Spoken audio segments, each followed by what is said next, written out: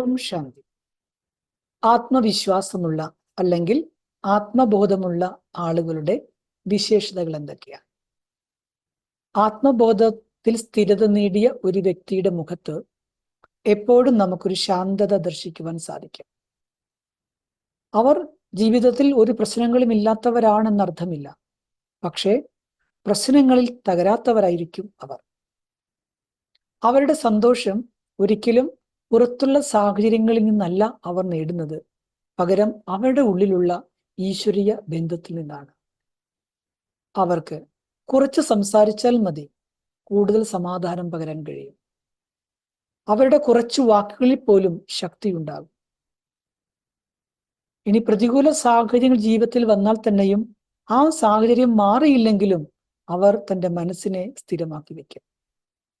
അപ്പോൾ ജീവിതത്തിലെ ഏറ്റവും വലിയ വിജയം എന്നുള്ളത് പുറത്തുള്ള നേട്ടങ്ങളിലല്ല, ഉള്ളിൻ്റെ ഉള്ളിൽ ഞാൻ എത്ര സമയം ആത്മബോധത്തിൽ ജീവിച്ചു എന്നുള്ളതാണ്.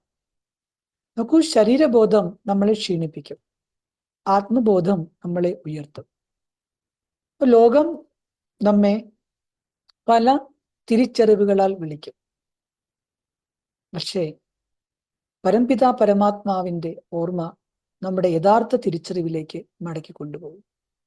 കാരണം ലോകം നമ്മളെ അറിയുന്നത് പല രീതിയിലായിരിക്കാം, എന്നാൽ ഈശ്വരൻ നമ്മളെ അറിയുന്നത് നമ്മുടെ യഥാർത്ഥ സ്വരൂപത്തിലൂടെയാണ്.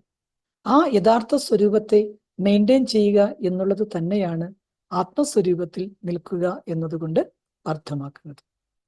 ഓം ശാന്തി.